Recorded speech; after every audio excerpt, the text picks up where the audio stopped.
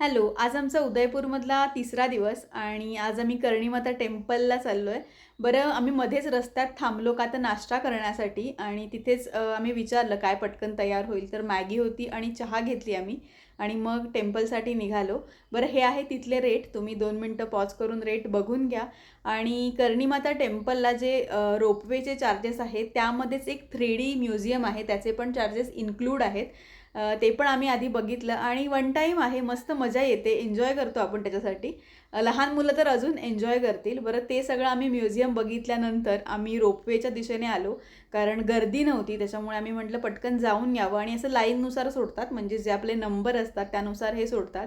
आणि जर आपल्याला सेपरेट केबिन वगैरे पाहिजे असतील ना, तर त्याचे वेगळे पण चार्जेस आहेत, पण ते पे करण्यात ना काही अर्थ नाही, कारण अशी पण जर गर्दी नसेल तर आपल्याला ते लोक ऑलरेडी सेपरेट केबिन देतात.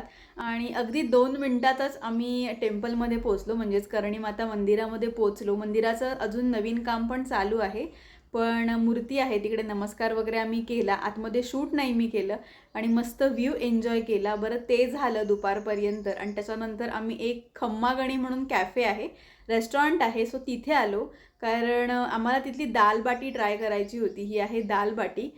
दाल बाटी आणि चुरमा, मस्त बाटी आहे, तूप आहे, त्यांची लाल एकदम स्पायसीवाली चटणी आहे आणि त्याच्यानंतर ही आहे डाळ आणि गोड लाडू, म्हणजेच ते चुरम्याचे लाडू आहेत.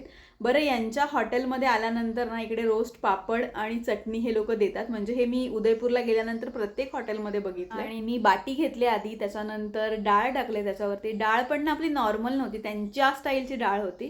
त्याच्यानंतर मस्त तूप टाकलंय आणि छान आता मिक्स करून खाणार आहे. बरं, यांची चटणी पण मस्त आहे. त्यानंतर आम्ही स्टफ मशरूम घेतले, सगळं खाल्लो आणि मग पुढे निघालो. आत्ता आम्ही आलो आहे सहेलियों की बाडी इथे, उदयपूरमध्ये जो एरिया आहे तिथे.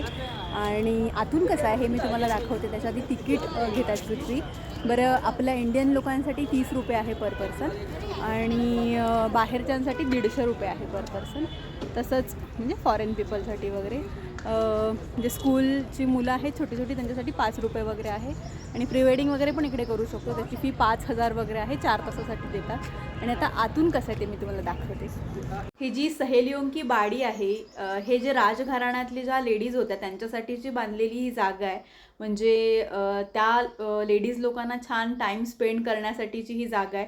वेगवेगळ्या प्रकारची फुलं आहेत आणि हे जे पाणी आहे हे 12ही महिने असंच असतं, कारण याच्यात जो बाजूला लेक आहे त्या लेकचं पाणी घेतलेलं आहे. आणि खरंच खूप सुंदर जागा आहे, म्हणजे इथे जाऊन अगदी मन प्रसन्न होतं. आणि ना फोटोजेनिक प्लेस आहे ही. जर तुम्ही उदयपूरला गेलात तर नक्की इकडे व्हिजिट करा. Thank you so much for watching.